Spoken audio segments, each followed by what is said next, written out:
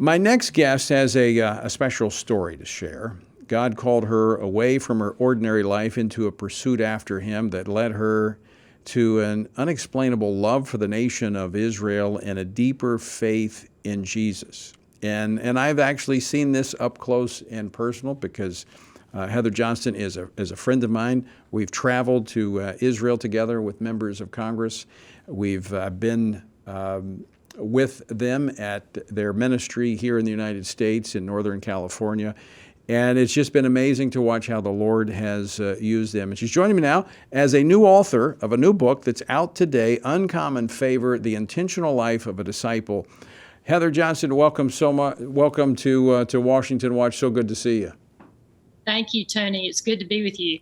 All right, let's start with the book, Uncommon Favor, The Intentional Life of a Disciple. What's it about? Well, it actually is, it's a narrative of the last kind of 23 years, a miraculous story of how stepping into the unfolding story of the biblical prophecies over the nation of Israel. It's told through the lens of the first century rabbi-talmid relationship, which is sort of takes you back, harkens back to, Jesus and how as a rabbi in the first century, really what it meant to be a disciple of his. So it's a real interesting grid through which to make some personal decisions as you're going through the book about what that really means for you. And so I think it's a discovery of who you really want to become, even if you're older and are trying to make some personal decisions in your life. Alongside that, it just chronicles some of the stories that we have lived in, even some of the years, some of the in recent stories from the Trump administration and the miracles that took place. We were very, very involved working with the Trump administration and Congress at that time. And so we got a real insider look. The book is, I think, a great story for people to read. Well, let's explain a little bit about, you're talking about through the lens of a first century rabbi-talmid relationship. What does that mean? What's that look like? Yeah. Well, a talmid is a disciple. And so today, if you were to walk into a yeshiva, which is a place of study for a rabbi and his students, you would ask them, what is a talmid? And they would say, well, that's our student. Well, so it's the same today as it was 2,000 years ago. The rabbis today have talmid who follow them. And so to come alongside a famous rabbi as a talmid was typical in the first century. It wasn't just, Jesus who discovered this and came up with this idea. He actually came into a structure that existed and he held to that structure. And so really it's chronicling what was it like to be inside that first century dynamic and what did Jesus really mean by being a disciple his? What were the requirements to be able to follow him? And there were requirements. So the book takes you on that journey. It's out today, Uncommon Favor, The Intentional Life of a Disciple. It kind of goes over those 23 years you said of this journey you've been on. What are some of the highlights that we'll read about in the book? Well, Tony, you were on that first journey with me to Israel when we took the Armed Services Committee, if you'll remember that.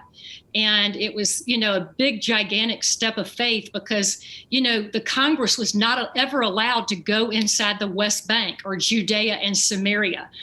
It was forbidden by the State Department. And so we launched our own private tour and you went with me and you helped me get the people on the trip. But if you'll remember on that journey, it was Doug Lamborn that started pulling on my coat and saying, we've got to go see Iron Dome. Do you remember that? And I thought to myself, how in the world are we going to do that? And then the prime minister asked me a question and I diverted and I said, we have to go see the Iron Dome. Do you remember? And he had to make a decision right there at the table to declassify Iron Dome. So here up the next day, we're on a bus, rumbling over the Judean desert to go out and see an Iron Dome installation. It was the very first time any U.S. official had ever seen it. And it was absolutely unbelievable. It was spectacular. And all I could think about driving over those roads was the prophecy of Isaiah. Foreigners will rebuild your walls, O Israel. their kings are coming to serve you. And all I could think about was the U.S.-Israel collaboration, that God was going to take it to another level. And it was Doug Lamborn with those 5 members that went back and pulled 54 members of Congress together. They wrote the legislation and began the missile defense collaboration by tripling the budget for Iron Dome, which allowed them to get installations over all the cities of Israel, just in time for a Gaza war about a year and a half later. And by the way, I benefited from that too, because I was back over there during that war and intercepted one of the rockets coming into where we were at. My goodness. See, that's one of our stories, and there's many in the book like that, because we've been the organization that has taken the Congress through Judea and Samaria, we've been able to initiate a lot of legislation and begin to change the paradigm inside of the U.S. Congress today as they view Judea and Samaria, even Democrats and Republicans. So we've gotten quite a bit done, and then we were able to cooperate quite a bit inside the last years with the Trump administration. Let's talk about a little bit about what is actually happening there on the ground in Israel, because JH Israel is actually there, and taking members of Congress is just a very small part of this. That's the educational part of this, but you're doing education there with students and others in Israel. Mm-hmm. Thank you. We are, and it's been quite a process. When we talk about the unfolding prophecies over the nation of Israel, it's real. God anticipated modern Israel and that the Gentiles would participate. He anticipated that he would be able to trust a certain generation that would be able to step in and cooperate with him over the prophecies. Well, if you'll think about Ezekiel 36 and how God said, I'm going to restore Israel, I'm going to rebuild their communities, they're going to be able to see the land burst into bloom for them. And after these things, I'm going to take out the heart of stone and give Israel a heart of flesh and put a new spirit inside of them. Well, that's happening in Israel today. Just as we're taking the Bible out of our schools in the United States, we're pulling God out, pulling prayer out as fast as we can. Israel has brought the Bible back into the schools and is bringing the biblical heritage to bear. The identity, the spiritual identity, all of this is being discussed in the afternoons by high school students in every high school of Israel today. People don't know that. But that is part of this God removing a heart of stone, the secularism, the untenable agnosticism, and saying, Israel, I'm going to raise you up to be a light to the nations. This is just the beginning. So, Heather Johnston, when you talked about the Trump administration, and you talked about our trips there, meeting with the former Prime Minister, Benjamin Netanyahu. There's been a change of government. I mean, the last several years in Israel have been a little bit turbulent when it comes to politics. What's it like with the new administration? Well, he's a good friend of mine. The Prime Minister, Naftali Bennett, we've been friends for about 10 years, and I have great things to say about Naftali. Tony would hold to everything that we would adhere to as it concerns the nation of Israel. It's hard to lose the lion-hearted Prime Minister Netanyahu. He's just iconic. He was the international leader of our time. It's hard to have a generational shift and look to a new generation to lead Israel. But Naftali Bennett was just tremendously successful in business. He sold his companies, one for $135 million, another for $150 million in his 30s and early 40s. He's had a successful career in politics as well as just leading. And I think the thing that has stood out to me the most is he has a genuine and real spiritual life. And I've gotten to spend time with him. He led Israel's Ministry of Education. And quite frankly, he's the one that got the Bible into the schools. I think I met him on one of our first trips over there when he was, I don't know if he was the educator. Was he a minister of finance at one time, I think? Yeah. I think he was the minister of education for years. Okay. And I think he did for a short term was finance and other things, defense minister. So where can people get a copy of the book? Well, at my website, at Heather Johnston, I think it's .com. Yes, at heatherjohnston.com. and that is Uncommon Favor, the Intentional Life of a Disciple. You know, you and I have had these conversations over the years. In fact, I remember I was out there at the ranch in Northern California. We had the first conversation about connecting with members of Congress and working with the Israeli politicians. Did you ever think it would lead to this? No, no. Sometimes we surrender to an impossible command and we don't know exactly where we're headed. And we don't have to know everything, but we certainly do have to show up. And when we show up, God does the mysterious work of partnering with us and guiding us and helping us to see what the next steps are. And before long, you're making history.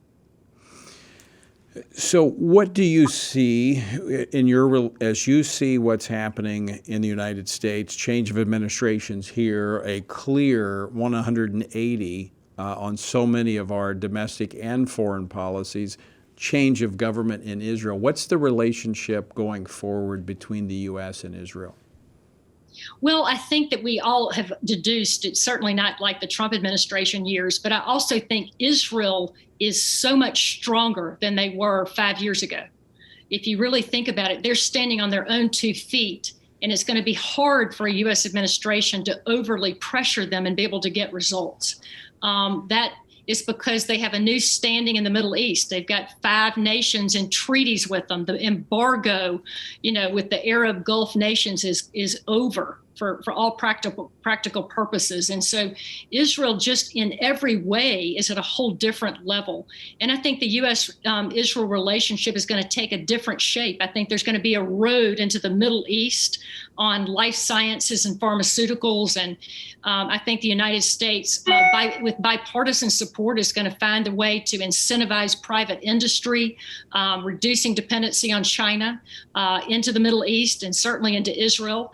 If you go to Israel today to set up a resource center or a research center in your Google or Intel, you get to keep all your intellectual properties. You get to research with the top scientists in the world on artificial intelligence. And so there's a lot of reasons to be doing business with Israel and that are bipartisan in nature.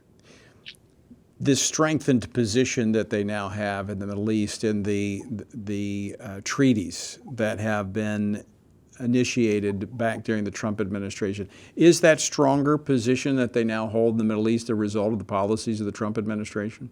Absolutely. And there's not a question about that. And across the board, I think that we will look back on the Trump administration, the U.S. administration at that time, and that will be the singular most important thing that it was accomplished.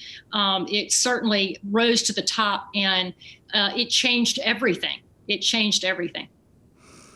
Well, I do hope that they're in that position, and I agree, they're in a much stronger position today because we do not see an administration that has such a favorable approach as we did under the Trump administration. And I'm hoping they can weather that storm because, quite frankly, it is still a very, very, in fact, even more so, a dangerous world in which we live with what's happening in Iran, China, and elsewhere. Certainly is. And so, Tony, I think that that's where these treaties come into play. I think that, God prophesied through Isaiah that the kings were going to come to Israel. Then there's going to be certain nations that align with Israel. The kings are going to be your foster fathers, the queens, your nursing mothers. The kings are going to come to the brightness of your rising. The nations are going to come to your light. All of these are not little serendipitous, little quips. These are prophecies that are going to take place over Israel, and they're going to be a very important nation in the world until the last days. Heather, almost out of time. One final question for you. Speaking of biblical prophecy and talking about planting vines on the hills of Samaria, how's my vine doing over there? Well, I hope it's doing really, really well. I think it was growing like a weed.